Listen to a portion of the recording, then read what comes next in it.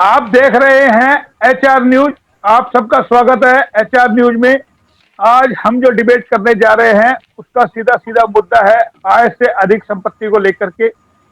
और हमारे साथ इस चर्चा में हैं प्रदीप नारायण जी जो रणघोष के संपादक हैं, और एडवोकेट है नरेश यादव जी, विख्यात वकील है रेवाड़ी के। आज हम इसी बात पे चर्चा करते हैं। सबसे पहले हम बात करेंगे प्रदीप नारायण जी से। प्रदीप जी, ये बताइए, 2014 में जब सरकार आई थी मोदी जी की, तो उन्होंने कहा था कि आय से अधिक संपत्ति पे कानून लगेगा, भ्रष्टाचार उससे रुकेगा। तो अभी आप उसको कितना सफल मानते हैं? आपका नजरिया क्या कहता ठीक है। आय से अधिक संपत्ति का मामला मोदी जी के आने से शुरू नहीं हुआ है। ये बहुत पुराना और बहुत महत्वपूर्ण भ्रष्टाचार को खत्म करने को लेकर जो सरकार की जो भी सरकारें आई हैं, चाहे कांग्रेस की आई है, इससे पहले अटल जी की सरकार थी, सबके मैनिफेस्टो में भी रहता है और ये एक प्रकार से कानून की परिभाषा में आता है। और ये कोई भी सरकार हो, चाहे राज्य सरकार हो या केंद्र सरकार हो, तो सब ये अपनी आवाज में उनके हमेशा ये रहते हैं कि भ्रष्टाचार को खत्म करेंगे, भ्रष्टाचार को खत्म करेंगे। वो सब चीजें उनके डायलॉग में रहती है, लेकिन जमीनी स्तर पर अगर हम बात करें तो ऐसा कोई उदाहरण सामने नहीं आया जहां ये लगे कि सिस्टम काम कर रहा है। आय से अधिक संपत्ति के मामले में सीबीआई एक्शन लेती है, ये तमाम जो संबंधित जो भी उनकी एजेंसियां काम करती है वो समय समय पर एक्शन लेती है, छापेमार कार्रवाई होती है, मीडिया में सुर्खियां बटोरी जाती है। खूब ऐसा लगता है कि बहुत कुछ भ्रष्टाचार के खिलाफ काम हो रहा है। असल में होता क्या है कि पूरा सिस्टम जो है ना आसपास घूमता है। अब अभी एक आपके सामने एक रिपोर्ट आ रही है मोहन जी, जगन रेड्डी जी की, जो मुख्यमंत्री है, वो अभी बता रहे हैं कि एनडीए सरकार में उनकी वापसी हो रही है गठबंधन सहयोगी दल के तौर पर। उन पर भी काफी जो आय से अधिक संपत्ति के मामले रहे हैं। तो ये एक अजीब सा सिस्टम है डेमोक्रेसी सिस्टम के अंदर कि आप मेरे हिसाब से चलो तो ईमानदार, मेरे हिसाब से ना चलो तो बेईमान। तो सरकार का जो परसेप्शन है ना, वो ऐसा कोई ट्रांसपेरेंसी सिस्टम नहीं है कि वो भ्रष्टाचार को सबको एक ही तराजू में तोड़ रही है। उनको अपने अपने सिस्टम से अपनी राजनीति का अपना जो जमीन तैयार करनी होती है उसके हिसाब से उनका एक्शन मूवमेंट होता है। तो इसमें चाहे मोदी जी की बात नहीं है, चाहे इससे पहले जितनी भी सरकारें रही है, वो अपने मिजाज के हिसाब से ही आय से अधिक संपत्ति जैसे बहुत से जो भी उनको एक्शन लेना होता है उनका एक आधार बना के वो एक्शन लेती है मोहन जी। और सबसे बड़ी बात यह कि आय से अधिक संपत्ति का मसला जो है, अगर देखा जाए तो व्यापक तौर के ऊपर बड़े स्तर से चलकर नीचे स्तर पर भी है। आज आपने देखा होगा बहुत से मामले जो पटवारी स्तर के हैं, जो कर्मचारी हैं बहुत ही क्लर्क लेवल के, उनका जब यहाँ रेड मारती है तो करोड़ों रुपए की नकदी उनके यहाँ से बरामद होती है। तो ऐसा नहीं है कि ये छोटे छोटे शहरों में भी, बड़े बड़े शहरों में भी आपको इस तरह के अनगिनत केस मिल जाएंगे जहां, लेकिन सबसे बड़ी बात है एक्शन मूवमेंट की और ईमानदार सोच की। अब होता क्या है कि समझ में नहीं आता कि इतनी बड़ी बड़ी एजेंसियां जो काम करती है, सबको सब पता है। ऐसा नहीं कि कोई बात छिपी हुई है, अधिकारी को सब पता है कि कहां से सिस्टम चल रहा है, कहां से नहीं चल पा रहा। लेकिन पता नहीं क्या हो जाता है सिस्टम के अंदर कि एक प्रकार से जो बेचैनी एक आम देश की जनता के अंदर होनी चाहिए तमाम विषयों को लेकर होती है। आपने देखा होगा कि अगर देश की सीमा के ऊपर जब तनाव पैदा होता है या हमारा कोई जवान दुश्मनों से लड़ता हुआ जब शहादत उसका जब पार्थिव शरीर आता है, पूरा देश उबाल पे आ जाता है। होना भी चाहिए, ये बहुत जरूरी भी है देशभक्ति के तौर पर। ऐसी आपने हाथरस का मामला देखा होगा, पूरे देश के अंदर एक गुस्सा बिल्कुल सामने नजर आ रहा है। लेकिन दुर्भाग्य ये कि भ्रष्टाचार से जैसे मुद्दों पर तो गुस्सा पता नहीं हमारे देश के अंदर, देश की जनता के अंदर कहाँ खत्म हो गया, वो गुस्से में क्यों नहीं आते।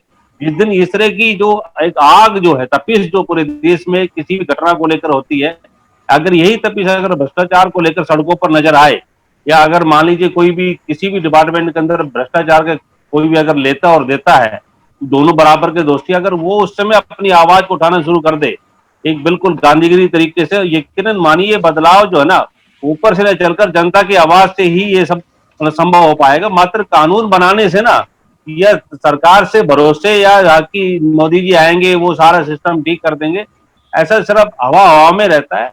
तो सबसे बड़ी बात है जनता जो है जिस तरीके से वो सड़कों पर उतरती है अलग अलग मुद्दों के ऊपर, वही आक्रोश, वो गुस्सा।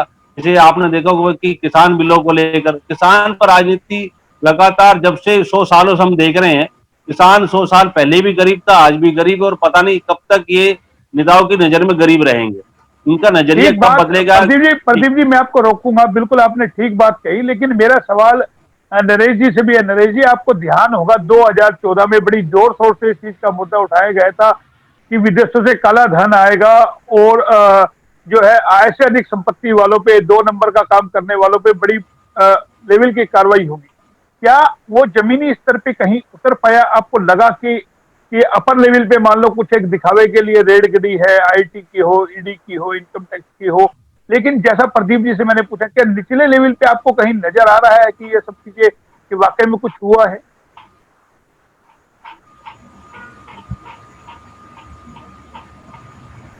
हाँ जी मोहनलाल जी, मेरा नंबर है क्या? जी। हाँ मोहनलाल जी, पहले तो सबसे पहले पैनल के सभी मेरे विख्यात साथियों को प्रणाम। मैं इसके ऊपर सबसे पहले ये वक्तव्य अपना देना चाहूंगा कि जो आय से अधिक संपत्ति है उसकी परिभाषा क्या है। आय से अधिक संपत्ति की परिभाषा वो परिभाषा है जिस परिभाषा के हिसाब से हमारे भारतीय नागरिक, the citizen of India, those who are earning money with their devotion, dedication, determination and dutifulness, और उसके ऊपर टैक्स पे करते हैं। और जो इंसान या जो नागरिक इसके ऊपर टैक्स पे नहीं करता और उससे कोई असेट, प्रॉपर्टी, बिजनेस आदि करता है, इसका मतलब क्या है कि उसके पास आय से अधिक संपत्ति है। हमारे देश के अंदर केवल 10% लोगों के पास में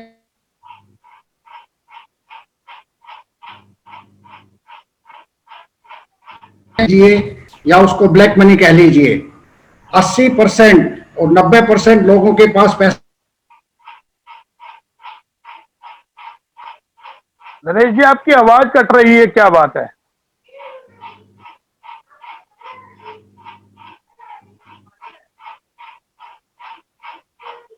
नरेश जी, आप सुन पा रहे हैं मेरे को? वो पैसा कोई भी इंस्टीट्यूशन, कोई भी गवर्नमेंट या कोई भी चीजें हैं वो उसको डेवलपमेंट में इन्वेस्ट कर सकती है, बट हमारा पैसा तो ब्लॉक हो रहा है। जो देश सोने की चिड़िया कहलाता था उसका पैसा, सोने की चिड़िया का पैसा सर्टेन ब्यूरोक्रेट्स के पास, माफियाओं के पास, जो आदमी पैसा टैक्स का देश को नहीं देता है उनके पास पड़ा हुआ है। So what I mean to say, the money which is being earned by the honest taxpayer, government employ जितने भी हैं उनका टीडीएस कटता है। वो टीडीएस का पैसा, वो तो ईमानदार हो गए। जो आदमी टीडीएस के कटवाने के बाद में और जो पैसा उनके पास बचा हुआ है बाकी लोगों के पास, और वो पैसा गवर्नमेंट की तरफ नहीं जा रहा है या पे नहीं करते इनकम टैक्स को, या उसके पास में जीएसटी का पैसा। अभी हमारे डिपार्टमेंट, हमारे क्या नाम है, देश के अंदर 2 डिपार्टमेंट, रेवेन्यू डिपार्टमेंट और जीएसटी डिपार्टमेंट, ये डिपार्टमेंट मोस्ट अर्निंग डिपार्टमेंट हैं। अगर इनके पास में जो पैसा है, उनके लोगों के पास में ब्यूरोक्रेट्स जितने भी हैं, एडमिनिस्ट्रेशंस हैं, उनके पास पैसा आता है। If they are sincerely with honesty, dedication, determination, dutifulness, अगर वो अपना दायित्व और कर्तव्य निभाएंगे तो वो पैसा जनता के हित के कार्य के लिए यूटिलाइज होगा। अगर हमारी सोर्स ऑफ इनकम बढ़ती है और हम अपना ईमानदारी से टैक्स देते हैं तो वो पैसा जनता के पास में, गवर्नमेंट एम्प्लॉइज के पास में जो बचता है, भ्रष्टाचार होगा ही नहीं, तो पैसा कहां रुका हुआ है? सबसे पहले तो मुद्दा ये है। बात आपने बिल्कुल ठीक कही है नरेश जी कि पैसा रुकता कहां अगर भ्रष्टाचार नहीं होता। प्रदीप जी, मैं आपके पास आना चाहूंगा कि हम लोग ये कह रहे थे कि भाई भ्रष्टाचार रुकेगा, हालांकि शाम दाम दंड भेद सब अपना लिया, नोटबंदी भी हो ली, उससे कहा गया काला धन आएगा, भ्रष्टाचार पे अंकुश लगेगा। क्या आपको कहीं ये नजर आया कि हम तमाम हथकंडे हम अपना चुके, उसके बावजूद भी आज स्थिति देश की जो अर्थव्यवस्था खराब है, आप देख रहे होंगे बाजार के अंदर एक पैसे का काम नहीं है, बड़ी बड़ी इंडस्ट्रीज जो है धराशायी होगी, पूरा देश इस वक्त आप जिस तरीके की स्थिति में देख रहे हैं दोनों जने। तो मेरा ये सवाल है, क्या इसको पटरी पे आने के लिए क्या करना चाहिए? जो लोगों ने संपत्तियां दाब रखी है या जिनके पास खजाना दबा हुआ है, या जो नोटबंदी के दौरान जिन्होंने 1 नंबर में कन्वर्ट करके दाब के बैठ के, चाहे राजनीतिक पार्टियां हों, चाहे आप ब्यूरोक्रेट्स हों, तो वो पैसा कैसे बाहर आए? और लिक्विडिटी कैसे आए, क्योंकि आज सरकार ने तो कह दिया भाई 5 किलो हम गेहूं दे रहे हैं, लेकिन उससे क्या गुजारा हो जाएगा? देखिए मोहन भाई, ये जो भ्रष्टाचार की जड़ें हैं ना, ये आजकल की नहीं है, बहुत गहरी जड़ें हैं। ऐसा लगता है कि देश की आजादी से पहले से भ्रष्टाचार पता नहीं किसकी इसकी कब से शुरुआत हुई। भ्रष्टाचार का स्वरूप जो है ना व्यापक है। इसको हम सिर्फ पैसों के लेन देन से ही ना समझे, इसके हमारी बातचीत में भी भ्रष्टाचार है, नैतिक मूल्यों में भी भ्रष्टाचार है, हमारी सोच में भी भ्रष्टाचार है, हमारे काम करने के तरीके में भी भ्रष्टाचार है। भ्रष्टाचार का स्वरूप बहुत व्यापक स्तर के ऊपर है। और जहां तक हम सरकार से उम्मीद करते हैं, जिस मैनिफेस्टो के साथ सरकार चुनाव में आती है और बड़े बड़े वादा करते हैं, आपने ठीक कहा कि काला धन लाएंगे, 15-15 लाख रुपया खाते में आएंगे, तो एक आम आदमी को आज देखिए, हम सरकार के भरोसे भ्रष्टाचार खत्म हो जाएगा मोहन जी, ये इसमें संभव नहीं है। और ना ये संभव हो पाएगा। सिर्फ बातचीत के आधार पर हम उम्मीद कर सकते हैं, लेकिन सरकार पूरी तरीके से सिस्टम ठीक कर देगी, ये तो एक आवाज जमीन से ही बाहर आएगी। जिस तरीके से आपने देखा होगा, अन्ना आंदोलन के समय जो है लोकपाल बिल की बात आ रही थी, भ्रष्टाचार की बात आ रही थी, अरविंद केजरीवाल जी आज जो मुख्यमंत्री दिल्ली में हैं, उन्होंने इतनी जबरदस्त तरीके से भ्रष्टाचार का मुद्दा उठाया था, ऐसा लगता है कि सब कुछ बदल कर रख देंगे। और शीला दीक्षित जी के खिलाफ उन्होंने जो बोरियां भर रखी थी भ्रष्टाचारों की, वो बोरियां पता नहीं कहां गायब होगी। तो ऐसा हम उम्मीद नहीं कर सकते कि नेताओं के से उम्मीद करें कि भ्रष्टाचार खत्म कर देंगे, क्योंकि ये बहुत बड़ा तंत्र है। अगर हम बात करें बदलाव की, तो बदलाव हमारा व्यक्तिगत मानना है कि बदलाव जिस तरीके से मैंने कहा ना कि भ्रष्टाचार को लेकर जो बेचैनी, जो दर्द होना चाहिए हमारे अंदर, गुस्सा आना चाहिए, वो गुस्सा पता नहीं कहां गायब हो गया। जब तक आम आदमी, उसको ये पता होना चाहिए कि उसको अपने अधिकारों की जानकारी नहीं होगी, कर्तव्य की जानकारी नहीं होगी। आज दिक्कत क्या हो रही कि वो अलग अलग विषय में बटा हुआ है। आज अगर हम बात करें, आपने देखा होगा पूरे देश के अंदर किस तरीके से सुशांत सिंह राजपूत वाला मामला उठा। ठीक है, मामला उठा, मीडिया ने उठाया, मीडिया भ्रष्टाचार को लेकर आपने देखा होगा इतना संवेदनशील नहीं है। पता नहीं कहाँ ये ऐसा लगता है कि ब्यूटी पार्लर जो है भ्रष्टाचार एक सही पूछो तो परंपरा में आ चुका है, एक अनुशासन में आ चुका है, शिष्टाचार में आ गया। वो महकमा महकमा नहीं गलत है, जहां जो है सब चीजें सिस्टम में नहीं चलती।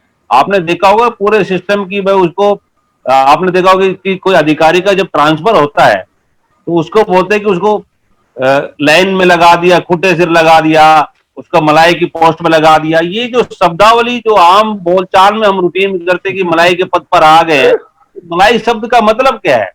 वो बिल्कुल आचरण में आ चुका है कि आज तो उनको बहुत अच्छे शानदार पदों पर पहुंचा दिया, उसको बिल्कुल लाइन में लगा दिया। इस तरह की शब्दावली से आप समझ जाइए कि ये कहीं के भ्रष्टाचार जो है इस समय ब्यूटी पार्लर से होके आ रहा है। वो इतना खूबसूरत नजर आता है कि आपको दाग ही नजर नहीं आएगा उसके अंदर। तो आज की तारीख में जो आप बात करें भ्रष्टाचार, सही पूछो तो भ्रष्टाचार दिन पर प्रतिदिन अलग अलग चेहरों में बढ़ता जा रहा है। वो अलग अलग रंग रूप के अंदर आ रहा है कि आप पहचान नहीं पाओगे कि ये ईमानदारी से बात कर रहा है या बहुत साथी दिमाग से भ्रष्टाचार की इसका मतलब प्रदीप जी ये तो हमारे खून में रम चुका, यही अब सीधा सीधा मान रहे कि भाई गए उसमें हम सब शामिल हैं। तो मोहन जी, मैं अगर बात कर रहा हूँ, प्रदीप अगर बात कर रहा है भ्रष्टाचार की, तो कहीं ना कहीं मैं भी किसी भूमिका में मैं चुनौतियों से लड़ता हुआ आगे बढ़ा। मैंने ये नहीं कह रहा कि व्यक्तिगत तौर पर मैं खुद मानता हूं, लेकिन मैं किसी न किसी कोने में मेरे अंदर एक बेचैनी है। आज मुझे आपने जैसे मंच दिया और मैंने बोलने का आपने मुझे बहुत अवसर दिया और मुझे अपनी बात कहने की हिम्मत आई और बात कहने की मैं आगे बढ़ पाऊं। ऐसे ही आम आदमी को आज हमें ये लगता है कि पूरे देश के अंदर कोई न कोई ऐसा माहौल भ्रष्टाचार को लेकर उसके खिलाफ बनना चाहिए। कोई आगे छोटे से छोटा व्यक्ति, अगर वो हर व्यक्ति ईमानदारी से जीना चाहता है मोहनलाल जी, अब सवाल ये है कि ईमानदारी से जीने की जो आगे वो कदम बढ़ाता है उसमें उसकी हिम्मत कितनी होती है। आज आप देखा होगा कि पहले और आज के संदर्भ में आज आसानी से आपने देखा होगा किस तरीके से चीजें पकड़ी जा रही है। जितने भी भ्रष्टाचार के मामले आए वो पुलिस की कार्रवाई, सरकार की कार्रवाई से नहीं हुए, वो कहने के आम आदमी की जागरूकता से उसने कोई रिकॉर्डिंग कर ली।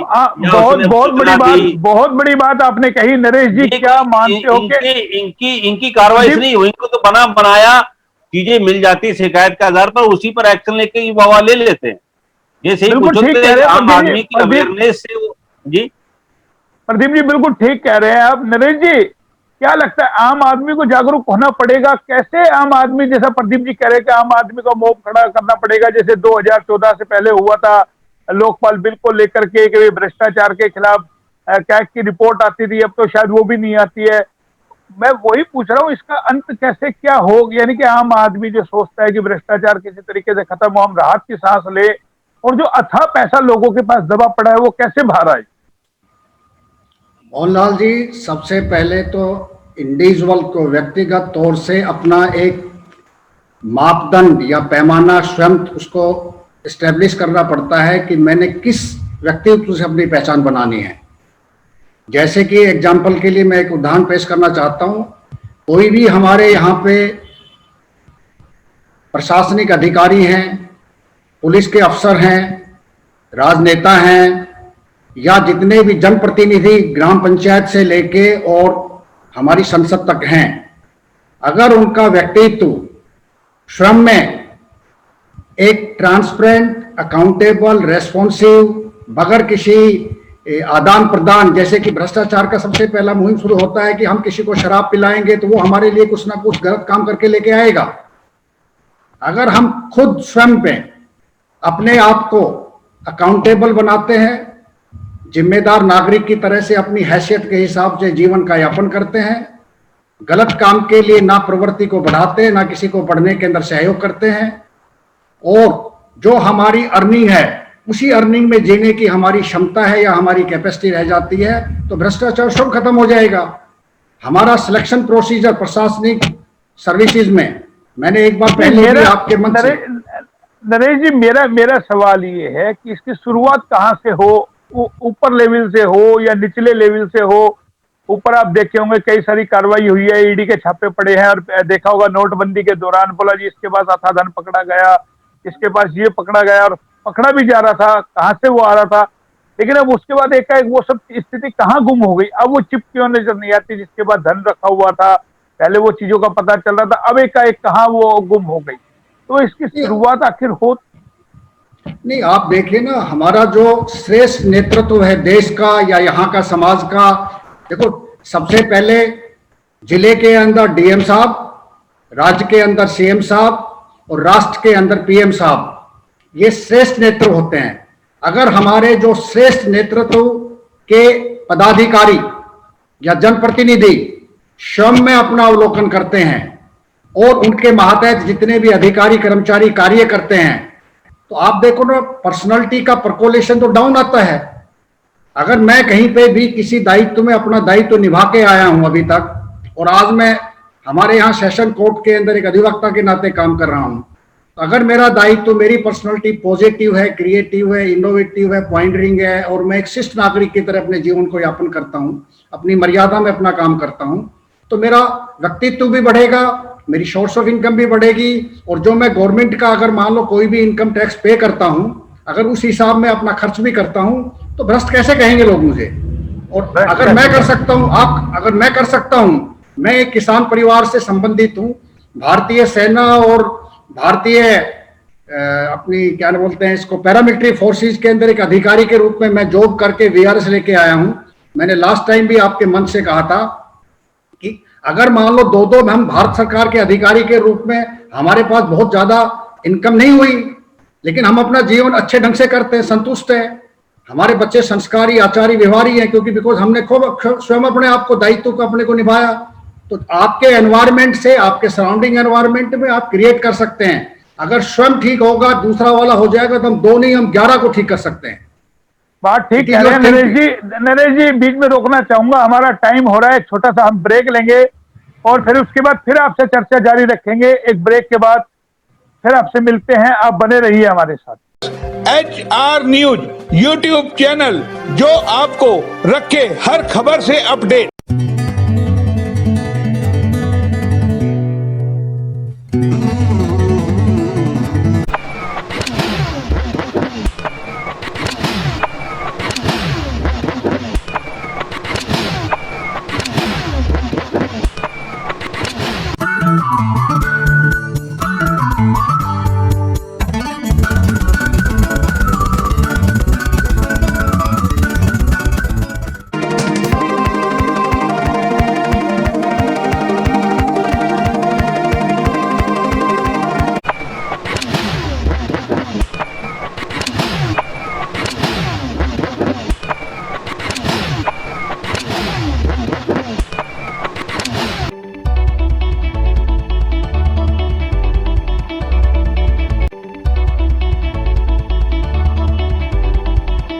ब्रेक के बाद एक बार फिर आपका स्वागत है प्रदीप जी। अब हम आपसे ये जानना चाह रहे हैं कि ऊपर से नीचे तक, जैसा नरेश जी बता रहे हैं, कि ऐसा कोई आपको सेक्टर नजर आता है जहां भ्रष्टाचार की जड़ें ना हो? इसको लड़ाई लड़ने के लिए क्या कुछ तैयारियां हम लोग कर सकते हैं? क्योंकि आज जो स्थिति है कि अगर ये दबा हुआ पैसा या लोगों के पास है, जिनके पास अथाह संपत्ति है, आय से अधिक संपत्ति है, 10-10 20-20 प्लॉट है, और आपने देखा होगा पूरे देश भर के अंदर ऐसे न जाने कितने खाली प्लॉट पड़े हैं दशकों से, और प्रॉपर्टी के दाम आप देख रहे होंगे किस तरीके से दिन पे दिन बढ़ते गए। तो कैसे इसको रोका जा सकता है कि किस ऐसी क्या कार्रवाई हो? और क्योंकि लोगों की उम्मीदें थी मोदी जी से कि जरूर है कि भ्रष्टाचार पे कहीं ना कहीं चोट होगी, और नोटबंदी के दौरान काफी कुछ कहा गया था प्रधानमंत्री जी की तरफ से। तो अब क्या आपको लगता है कि ऐसा कुछ जो लोगों की उम्मीद थी वो पूरी हो पाई है? देखिए, किसी ने कहीं मोदी जी से उम्मीद तो लोग जब, इसलिए तो उन्होंने पूरे बहुमत के साथ उनको आज देश का सबसे ताकतवर प्राइम मिनिस्टर बनाया है। उम्मीद है अभी भी, आगे भी रहेगी। और बहुत से जो हमारे देश की जनता का अपना नजरिया है भ्रष्टाचार को या देश के नेता को चुनने का अपना अपना नजरिया है। जहां तक उम्मीद की बात है, उम्मीद के सहारे भ्रष्टाचार खत्म नहीं हो सकता। नरेश जी ने बहुत अच्छी बात की थी कि शुरुआत अपने आप से भी करनी पड़ेगी, हमें खुद उदाहरण बनना पड़ेगा। आपने देखा हो मोहन जी कि जब से सोशल मीडिया बहुत तेजी से फैला है, कोरोना काल में आपने देखा होगा डिजिटल की दुनिया पूरी तब्दील हो गई। उस डिजिटल की दुनिया का सबसे बड़ा बेनिफिट ये रहा कि आप जितने भी, अगर आप मुद्दे देखें या जितने भी मामले एक्सपोज हुए हैं, वो किसी अधिकारी बड़े लेवल पे या एजेंसी के माध्यम से नहीं हुए। लोगों ने खुद आगे आके बड़े बड़े अधिकारियों को बेनकाब किया है, उनका स्टिंग ऑपरेशन किया है, उनकी रिकॉर्डिंग की है। वो कहीं ना कहीं भ्रष्टाचार के मामले में उन्होंने पूरा जो कहते हैं कि एक आधार तैयार किया है उसको खत्म करने के लिए। चलो, भूमिका के तौर पर जो एजेंसियां हैं, अधिकारी, वो लोग आगे आके उन्होंने उन चीजों को आगे बढ़ाने का काम किया है। सबसे बड़ी बात है कि भ्रष्टाचार का जो स्वरूप है वो, आप बिल्कुल ठीक कह रहे हो कि बिल्कुल खून में भी आ चुका है, जड़ों में भी जा चुका है। मतलब कहते हैं कि गांव के चौपाल से लेकर जो है देश के सिंहासन तक वो भ्रष्टाचार जो है बिल्कुल एक धारा प्रवाह की तरह बह रहा है। और उसमें सभी को सब पता है, अधिकारियों को भी पता है, ऊपर से भी चलता है नीचे तक। अभी भी कह रहे हैं कि भाई एक रुपया चलता है और सीधा 20 पैसों में, वो 15 पैसों में खत्म हो जाता है। तो ये वो देश भी के बात है। सीरियस सीरियस जो नेता है, बहुत टॉप के, वो उनकी जुबान से निकले शब्द जो देश को चला रहे हैं।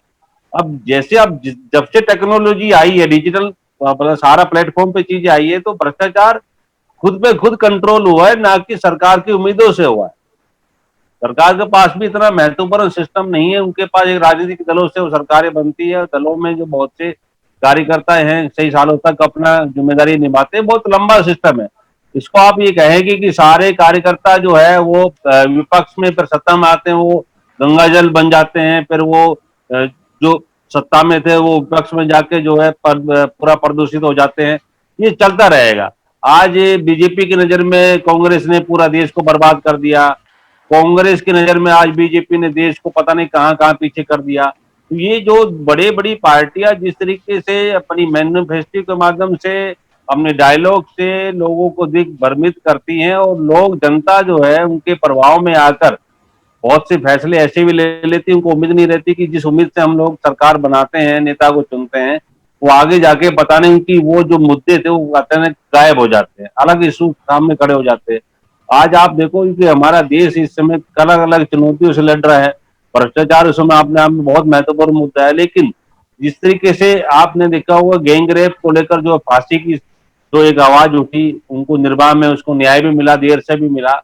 ऐसे ही भ्रष्टाचार को लेकर बहुत से देशों में, हम लोग, एक छोटा सा आसान काम बताता हूं आपको, भ्रष्टाचार बहुत ही आसान तरीके से खत्म हो सकता है देश के अंदर। देखिए, हम लोग क्या करते हैं कि पूरे वर्ल्ड के अंदर जो हमारी रिपोर्ट आती है कि कोई ऐसा कौन सा देश है जहां भ्रष्टाचार जीरो है, बहुत कम है, बिना भ्रष्टाचार वाला देश कौन सा है, तो किसी न किसी का नाम आता है। कई बार डेनमार्क का नाम आता है, कभी ये फलाना देश का नाम आता है। तो ऐसी क्या वजह है कि जब हमारा देश का संविधान अलग अलग देशों के संविधान को मिलाकर इतना खूबसूरत संविधान बनाया कि हमने अलग अलग, बाबा साहब ने, उनकी टीम ने पूरा वर्ल्ड के अलग अलग देशों का जो स्टडी करी, उसके बाद संविधान को एक बहुत ही प्यारा संविधान बनाया, और विश्व का सबसे बड़ा लोकतंत्र हमारा देश भारत कहलाता है। और आज अब जब हम बात करते हैं भ्रष्टाचार को खत्म करने की, बहुत आसान बात है कि हम उस देश का पता करें जिस देश में भ्रष्टाचार को खत्म करने के लिए अलग नियम कायदे कानून बनाए हैं, सख्ती से अमल किया, उनको सिर्फ फॉलो ही तो करना है। जब हम नहीं, महान इसमें लोगों के इसमें आदर्शों पर इसमें चलने की बात करते हैं, जैसे भ्रष्टाचार को खत्म करने के लिए उस देश ने ऐसा क्या प्रयास किया, सफाई मुद्दे पर हम देखिए कहते हैं कि वो जी प्रदीप जी, मेरा इसमें एक मत ही है, हो सकता है आप मेरे मत से, लेकिन इसमें इच्छा शक्ति बहुत ज्यादा जरूरी है। आप यह लोगों तो ने है ही। देखा होगा जिस तरीके से कितना रोला मचा था 2014 में, बड़ी बड़ी हम देखे बहुत सारे देश हैं, अगर वो आज बने हैं तो उनमें कहीं ना कहीं भ्रष्टाचार की खामियां नहीं है। दुबई देख लीजिए आप, कहां से कहां आज पहुंच गया, देखते देखते बहुत सारे ऐसे देश है। एक बार नरेश जी से भी हम मिलते हैं। नरेश जी, आपको क्या लगता है इसमें इच्छा शक्ति की ज्यादा जरूरत है कि किस तरीके से इसको खत्म किया जाए, या आम आदमी को अपने आप आगे आना पड़ेगा? और जो कार्रवाई हुई अब तक अपर लेवल पे हुई है, निचले लेवल पे भी मानते हैं कि बहुत ज्यादा भ्रष्टाचार है? मोहनलाल जी, मैं सबसे पहले एक आपको, ये मेरा सुझाव भी है और ये मेरी सबमिशन भी है।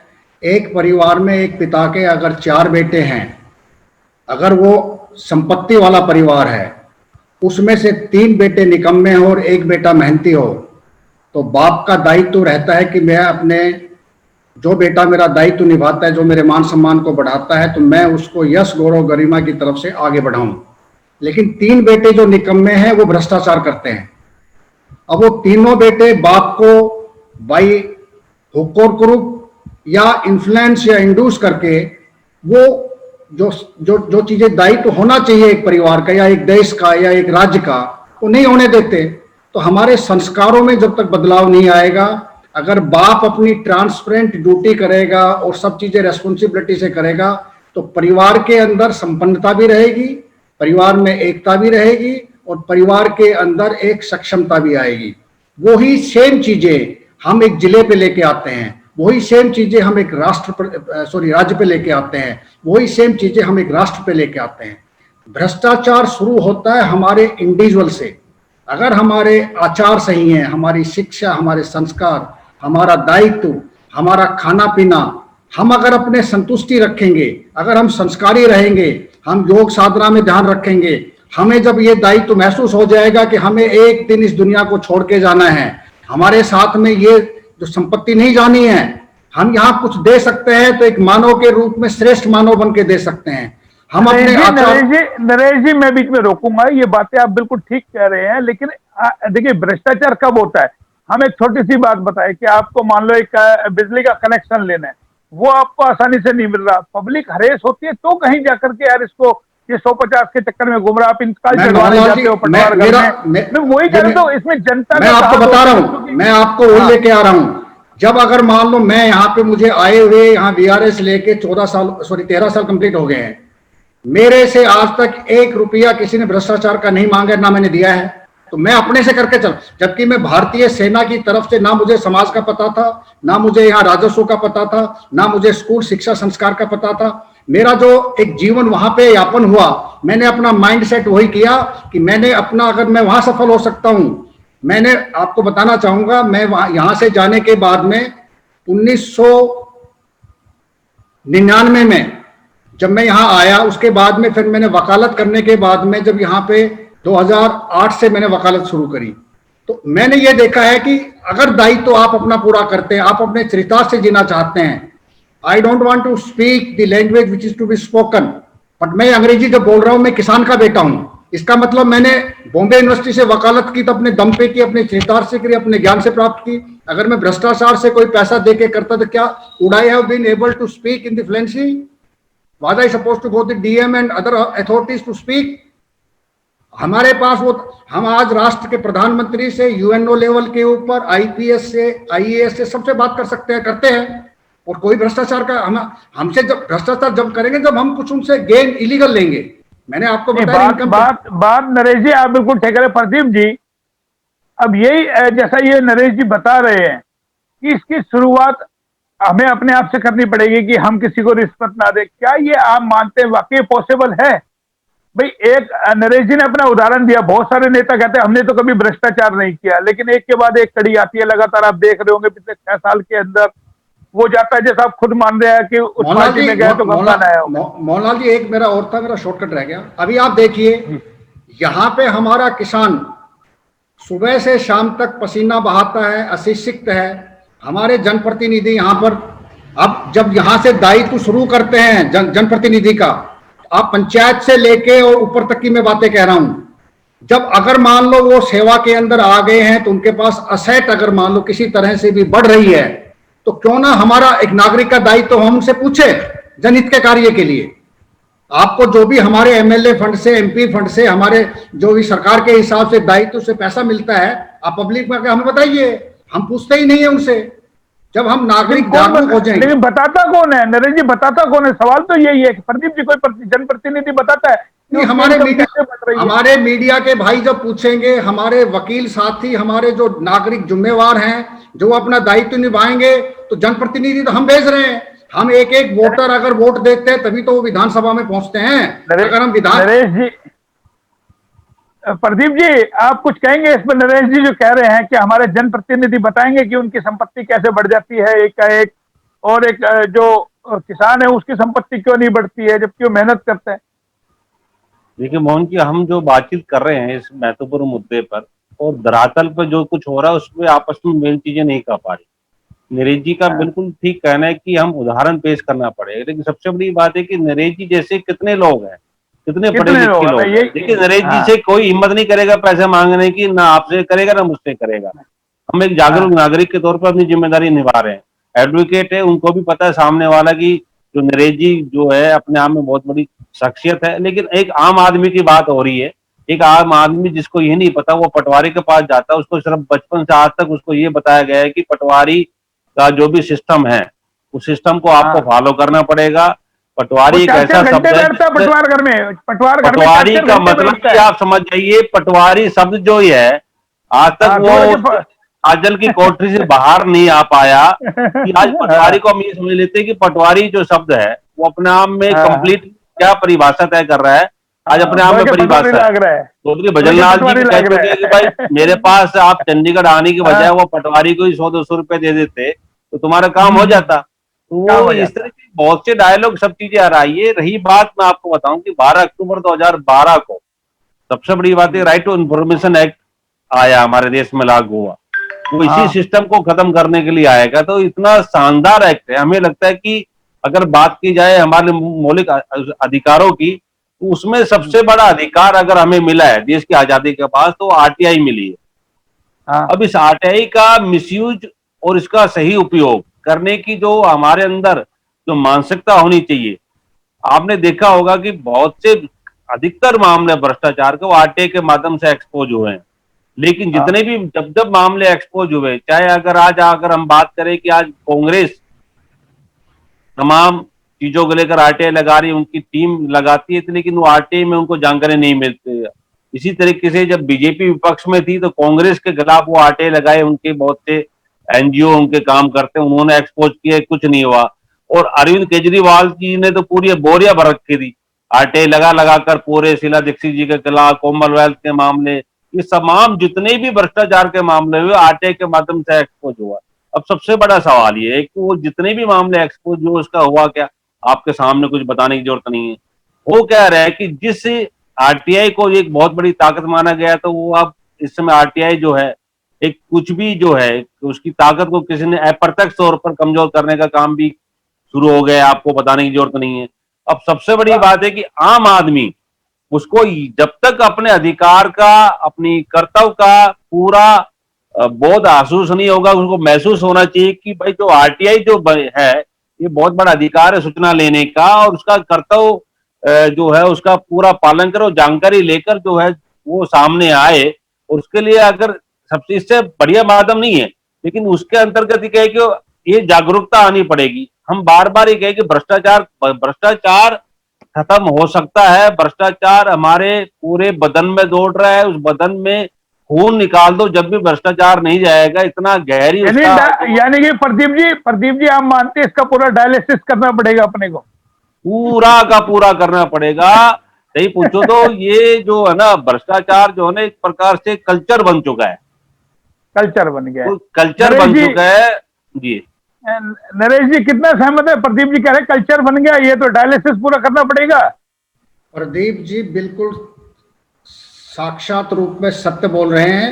जब तक हमारे नागरिक शिक्षित, जागरूक और थोड़े से स्वावलंबी नहीं बनेंगे, हमें गलत काम करना नहीं है। अगर किसी नहीं, वजह से अभी करना अभी भी है, जैसा सुनो, जैसा अभी प्रदीप जी ने कहा आरटीआई, आरटीआई हमारे हाथ में हथियार आया, उसको भी मोटा कर दिया, यानी कि आरटीआई नहीं मिलती, आप लगाते रहो, अधिकारी के ऊपर जुर्माने पे जुर्माना होता रहता है, फिर वो आरटीआई जो लगाता है उसी को चोर साबित कर दिया जाता है, या कुछ लोगों ने कमाई को इसका अपना धंधा बना लिया, जैसा भी प्रदीप जी स्वयं बता रहे हैं। तो इसका अंत क्या है? ऐसा कौन सा हथियार अब हाथ में आएगा? आरटीआई भी आप देख रहे होंगे, उसको भी मोटा पूरी तरीके से कर दिया है। तो क्या विकल्प अब कोई बचता है? हम क्योंकि कार्यक्रम के अंत में हमारा समय भी हो रहा है, तो अंत में हम आपसे चाहेंगे आप किस तरीके से इसको देखते हैं। देखिए हमारा जो आरटीआई एक्ट है, ये एक बहुत ही पावरफुल पोटेंशियल एक हमारे पास वेपन है। इस वेपन को हम अपने शब्दों के अनुसार यूज कर सकते हैं, और ऐसा नहीं होता है कि कोई जवाब नहीं मिलता है अधिकारी को, उसके लिए पनिश नहीं किया जाता। अगर आपके पास, मैंने 2-4 आरटीआई किसी डिपार्टमेंट की किसी वजह से कोई हमने जवाब मांगा था, किया, बाकायदा हुआ, वो लोग जेल भी गए हैं, मैं आपको बता रहा हूं। तो लेकिन कितने परसेंट उसमें? नहीं, जब तक आएंगे नहीं लोग, जागरूक नहीं होंगे। हम जनहित के कार्य के अंदर, देखिए आज हमारे पास में जनहित के कार्य के लिए जनता एक मुहिम नहीं बनाएगी, एक क्लब नहीं बनाएगी, लोग जुड़ेंगे नहीं, और नहीं, तब तक हम उसमें भी नरेश जी, उसमें भी आपने देखा होगा, प्रदीप जी आपने स्वयं देखा होगा, यहाँ जो लोग आरटीआई लगाते हैं उनकी कितनी हत्याएं हुई हैं, उनको कितना डराया धमकाया जाता है। तो प्रदीप जी आप क्या मानते हैं, ये आरटीआई भी कोई हमारे इसका कोई असर नजर आ रहा है आपको? आरटीआई को लेकर जो आपने कहा कि हत्याएं हुई है, ये अगर देखा जाए तो ये इस तरह से बहुत से मामले सामने आ चुके हैं। आरटीआई अगर जो ईमानदारी से आरटीआई जो आरटीआई विष्ट है, जो ईमानदारी से आरटीआई के माध्यम से समाज के अंदर जो सड़ांग आ चुके हैं भ्रष्टाचार के तौर पर, उसको बाहर ला रहा है, उसके सामने कई तरह की चुनौतियां खड़ी हो जाती है। अब दिक्कत क्या है मोहनलाल जी, की जो जिस उद्देश्य से वो आरटीआई लगा रहा है, क्या वो अंतिम प्रयास तक उस उद्देश्य में कायम रह पाता है? कई बार ऐसा लगता है आरटीआई लगाई, बहुत से मामले एक्सपोज किया, अखबार की सुर्खियां बनी, बहुत से आपने देखा। नगर परिषद जो हमारे रेवाड़ी का ये उदाहरण ले लीजिए हम, नगर परिषद के अंदर कितनी आरटीआई लगाई, सब कुछ सामने दिख रहा है, दलदल भ्रष्टाचार का सामने आ चुका है, मोटी मोटी जांच रिपोर्ट बन चुकी। कुशल कटारे जी इस समय एसडीएम है, वो इंक्वायरी, उससे पहले डीसी साहब आए तो वो इंक्वायरी कर चुके, साफ स्पष्ट तौर से लिख चुका है। आज बताइए किसी के खिलाफ किसी का बाल बांका हुआ? इसलिए तो पूरा सिस्टम हमारे सामने, नजर के सामने दौड़ रहा है, कितना सब कुछ हमारे सामने, कुछ छुप नहीं सकता। अब उसमें आटे लगाने वाला कितनी है वो अपनी लड़ाई लड़े, इसमें होता कैसा लास्ट में, जो अपनी बात कहना चाह रहा हूं इंक्लूडिंग लास्ट के अंदर, कि जब तक हम जैसे राइट टू इंफॉर्मेशन एक्ट की बात कर रहे हैं, राइट टू एजुकेशन की बात कर रहे हैं, हम अपने अधिकारों की बात कर रहे हैं, उसी तरीके से हमारे अंदर हमें ये लगता है चाहिए नहीं, किसी किसी बच्चों को भी, स्कूलों के अंदर भी, हर गांव के चौपालों के ऊपर भी भ्रष्टाचार को लेकर गोष्ठियां होनी चाहिए। जिस तरह से आपने शुरुआत करी मोहनलाल जी, तमाम विषय को छोड़कर आज बहुत से ऐसे ज्वलंत मुद्दे हैं जो जाति धर्म के नाम पर जो है आज पूरा गिरोही पूरे देश के अंदर बटा हुआ है, उस पर बाकायदा डिबेट हो रही है। आपने ऐसे मुद्दे को छुआ है जो हर व्यक्ति से जुड़ा हुआ है, लेकिन इस पर एक माहौल बनाना पड़ेगा, एक कल्चर, जैसे कहते हैं दिवाली मनाते हैं, भ्रष्टाचार के खिलाफ जो है। प्रदीप जी मेरा अंतिम सवाल यह है, क्या इसमें भी कोई रिफॉर्म की अभी जरूरत है? इस जो आरटीआई कानून है, इसमें कोई भी रिफॉर्म होना चाहिए, कुछ रिफॉर्म का जो अभी सरकार ने संशोधन किया है ना, वो बड़े लेवल पर किया, लेकिन आरटीआई की सबसे बड़ी बात यह ना कि जो अब होता क्या है कि सबको पता है कि स्टेट मतलब उसमें चला जाता है आयोग में, और वहां जुर्माना राशि लग के वो मामला वहीं खत्म हो जाता है कि भाई जितना वो जो भी राशि तय करते हैं 250 रुपए पर डे के हिसाब से, अधिकारी को भी पता है यार इतनी राशि हम दे देंगे, कोई बड़ा इशू नहीं है। 25-30 हजार रुपए का जो एक जुर्माना होता है, तो उसके पीछे लाखों रुपए का उसका जो पूरा खेल है वो दब जाता है। और जो जिसने आरटीआई लगाया वो इसी बात में खुश हो जाता है कि मैंने फलाना अधिकारी की जो है अगर ठीक कर दी, उस पर जुर्माना लगा दिया। ये कुछ चीजें मीडिया में आती, सुर्खियां बटोरी जाती है और वो खत्म हो जाती है। तो आरटीआई का जो ऐसा नहीं लगा कि आरटीआई से किसी को जेल हुई हो, या कोई जेल में गया हो, या किसी के खिलाफ सस्पेंड हुआ हो, ऐसा जो बड़े लेवल पर जो एक्शन होना चाहिए था, जिस तरह से नहीं, आपने नरेश जी देखा बता होगा रहे हैं कई लोग गए भी हैं, नरेश जी बता रहे हैं कि कई लोग गए भी हैं जैसे। जेल में ना, तो वो हाँ आरटीआई मुझे नहीं जो इस तरह से अन्ना जी ने जब महाराष्ट्र में आरटीआई लगाई थी और बहुत से मंत्रियों को अपना रिजाइन देना पड़ा था, लेकिन ऐसे केस कितने हैं मोहनलाल जी, ना के बराबर है। ढूंढते आप तलाशते रहे, आप मुझे बताइए कि रेवाड़ी के अंदर सब कुछ हमारे सामने हो रहा है, नगर परिषद की हम बार बार चर्चा कर रहे हैं, आप पता किस अधिकारी का बाल बाका हुआ, सब कुछ इवन रिपोर्ट, जांच रिपोर्ट हो चुकी हमारे तो एक बार बीजेपी की। नरेश जी हैं क्या पैनल पे? नरेश जी सुन पा रहे हैं? शायद नरेश जी डिस्कनेक्ट हो गए हमारे से। तो प्रदीप जी इस चर्चा को अब यही समाप्त करते हैं, टाइम हमारा हो गया है। तो अंत में हम आपसे ही जानना चाहेंगे, क्योंकि नरेश जी शायद फोन नहीं उनका डिस्कनेक्ट हो गया मुझे लगता है। तो अब इसका क्या लगता है आपको अंत के अंदर कि इसको कैसे रोका जाए कम शब्दों में? मोहनलाल जी, एक तो हमें हमेशा सकारात्मक सोच के साथ आगे बढ़ना है। भ्रष्टाचार हमारे चारों तरफ हो रहा है, हमें निराश होने की जरूरत नहीं है, और इस भ्रष्टाचार के खिलाफ ऐसा नहीं है, भ्रष्टाचार के खिलाफ लोगों में गुस्सा अपने अपने स्तर पर सोशल मीडिया के माध्यम से सामने भी आ रहा है। पहले ऐसे हालात नहीं, अब लोगों में हिम्मत आई अपनी आवाज उठाने की। ये समय लगेगा थोड़ा सा, लेकिन ये कि मानसिकता जब तक नहीं बदलेगी, भ्रष्टाचार के लिए आप कितना भी कानून बना लो, वो इतना कारगर साबित नहीं होगा। बिल्कुल ठीक आपने कहा कि हमें जो है अपने आत्म मंथन करना पड़ेगा और एक बाकायदा लोगों को जागरूक होना पड़ेगा। तो ये आज का हमारा मुद्दा था कि आय से अधिक संपत्ति को लेकर के हम किस तरीके से भ्रष्टाचार को रोक सकते हैं। जो सरकार की ओर से बड़े लंबे चौड़े दावे किए गए थे कि भ्रष्टाचार मुक्त शासन होगा और जो आय से अधिक संपत्ति है उन पर कार्रवाई होगी, काला धन आएगा, ये तमाम हमने चर्चा में सुना है कि, और बाकी दर्शक इस प्रोग्राम को देख के स्वयं भी समझ सकते हैं कि इन पूरे चीजों में सच्चाई कितनी है। फिलहाल आज इतना ही, फिर किसी नए मुद्दे के साथ हाजिर होते हैं। तब तक के लिए आप सभी को नमस्कार। पैनल में जो लोग आए तभी सभी को नमस्कार। धन्यवाद मोहन जी।